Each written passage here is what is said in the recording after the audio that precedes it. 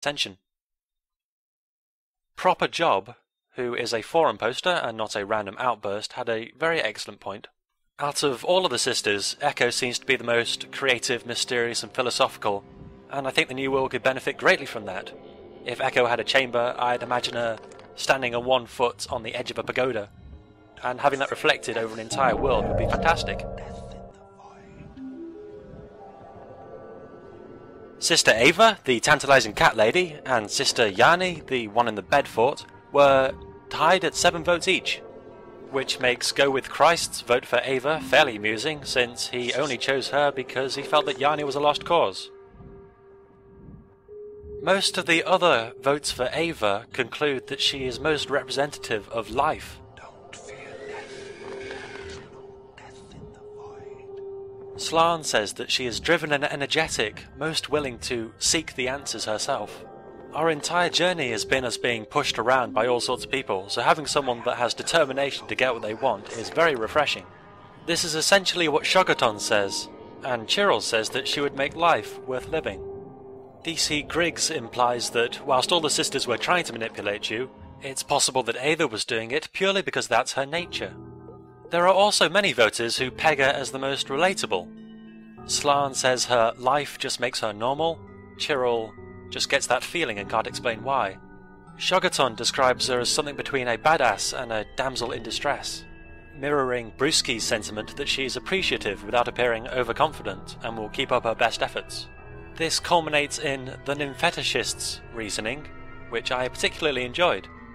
Ava's display of life and sexuality is an indication of her fertility. It's a very literal take on the choice of which sister to ascend. We take one which would be the best as a partner in the New World, even though we don't actually get to go up ourselves, it seems. She's shown a huge level of confidence, both in herself and in us, by giving us the nickname Golden Eyes, actually trying to make a connection. She's helped us, but she's also driven a hard bargain. This intelligence and foremost her creativity will be her best assets, since one of the best things a new civilization can do is undergo rapid growth. Have you discovered how to dispose of your last color? I don't think you understand a thing, Wanderer. So, listen up. If you're dumb, I'll teach you. The meaning of color is to turn mere existence into a life. That you already know. But only a sister is able to do that. Because we, born in the void, are the Creator's dreams of the future. One sister, filled with color, may give strength and glory to an entire nation. We are the ones who can change the world for many, not just for one. That's why one of us has to ascend to the upper limit, not you. Your place here is to convert color and present it to one of us. Choose wisely, murderer. Don't make a mistake. Blunt as ever, but I'll move on to her later. What she was saying was very interesting, though. How the sisters are the creator's dreams. If it was God the creator, then new worlds could be made. If it was the creative spirit, then new ideas could form. From our point of view, what's the difference? Sisters have nothing to love you for either. You're only good for turning pure color into a horde of predators, for destroying limit after limit. You have no choice, you were. You're doomed. Here's my advice. Get us out of here while I am still willing to. Oh, goodness, it seems that Master Color is showing his true colours. Now that our backs are up against the wall, he can do away with the good guy facade and just threaten us, basically. If we don't do as he says, then everything is going to be for nothing. So we better make up our minds before he decides to...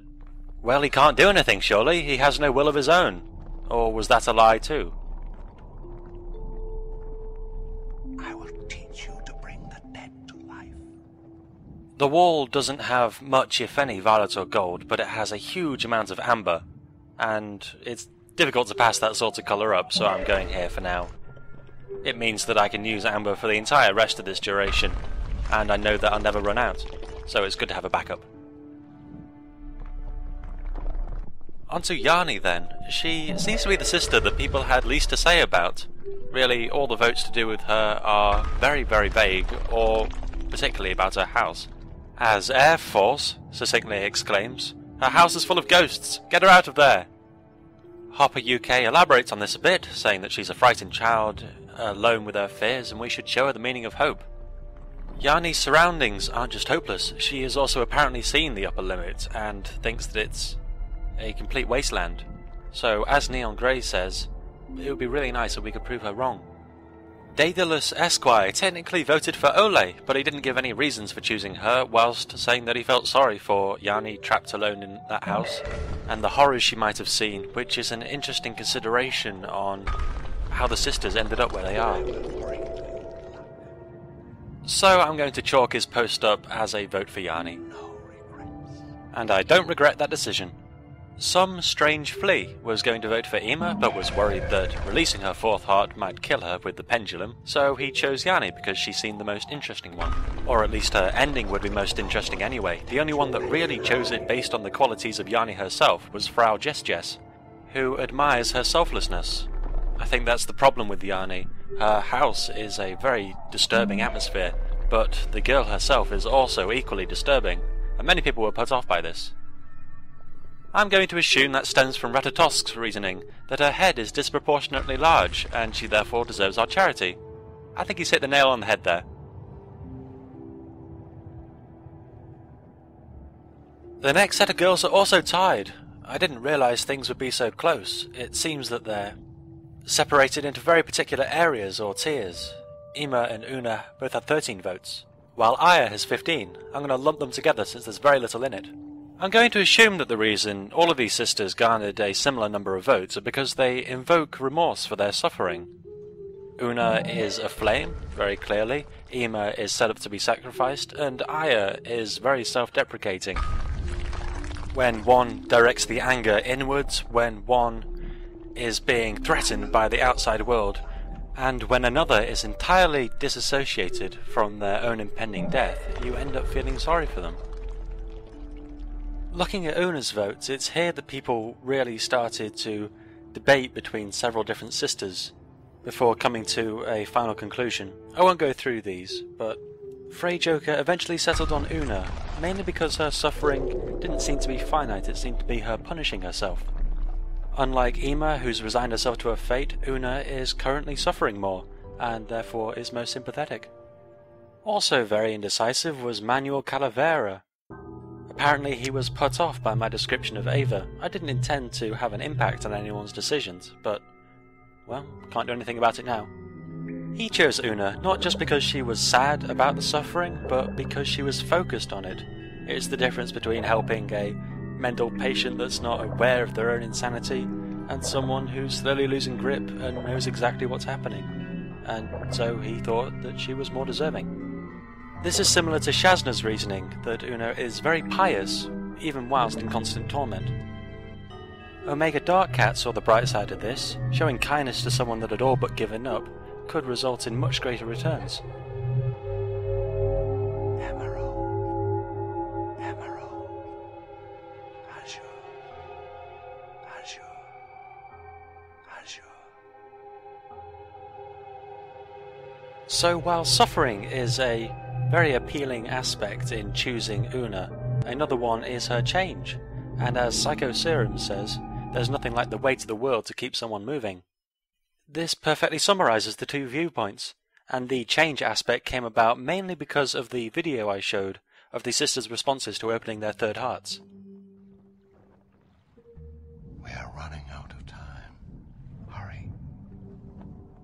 It's becoming harder and harder to be reborn from this dying body. Forget about taboos. Believe, and I will reward you with a miracle. Give, you fool. The only color that dies is the color you keep inside. Colour now knows that we know exactly what we have to do, so he's just urging us along. There's nothing else that he can try. Right, as to what Una says when you open her third heart, the words she says are, "I am no longer indifferent. I care about my fate.